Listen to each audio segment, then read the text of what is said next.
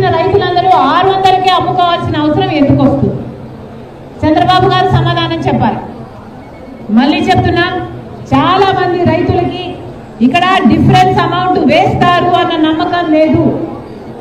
చంద్రబాబు గారు ప్రత్యేకంగా ఉల్లి రైతుల మీద దృష్టి పెట్టి ఆ డిఫరెన్స్ అమౌంట్ పడేటట్టు చేయాలి.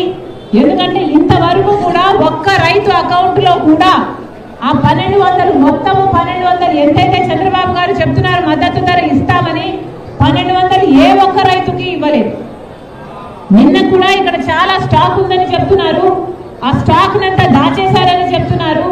ఆ స్టాక్ ఉన్నంత కాలం మేము ఎట్లా కొంటామని ఈ రైతుని సతాయిస్తున్నారని చెప్తున్నారు. ఇన్ని ఇబ్బందులు ఇక్కడ ఉన్నాయి. చంద్రబాబు గారు ప్రత్యేకమైన దృష్టి పెట్టాల్సిన అవసరం ఉంది. కాబట్టి చంద్రబాబు గారు కాంగ్రెస్ పార్టీ డిమాండ్ చేస్తుంది, ఈ రైతులందరికీ కూడా ఏదైతే అసలు 1200 సరిపోదని చాలా మంది రైతులు చెప్తున్నారు. కనీసం 2000 2500 మద్దతు ధర ఉండాలి, లేకపోతే ఉల్లి పండించిన రైతులకి అసలు గిట్టుబాటు కానే కాదు అని చెప్తున్నారు. కాంగ్రెస్ పార్టీ ఇవన్నీ సమస్యలన్నీ విన్న తర్వాత చంద్రబాబు గారిని కూటమి ప్రభుత్వాన్ని డిమాండ్ చేస్తుంది. అసలు మద్దతు ధరను కూడా పెంచాల్సిన అవసరం ఉంది. ఉల్లికి మద్దతు ధర కనీసం 2400 రూపాయలైనా ఉండాలి అని కాంగ్రెస్ పార్టీ డిమాండ్ చేస్తుంది.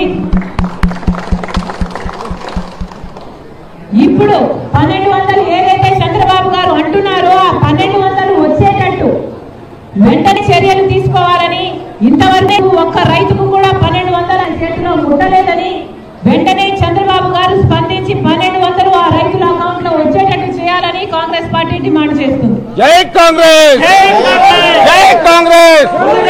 వర్ధిల్లాలి షర్మిలమ్మ నాయకత్వం, వర్ధిల్లాలి షర్మిలమ్మ నాయకత్వం.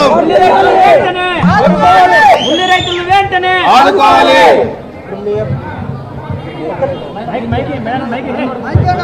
మీ అబ్బాయి రాజారెడ్డి ఫస్ట్ టైం వచ్చాడు, ఏమన్నా పొలిటికల్ అవకాశం ఉందా?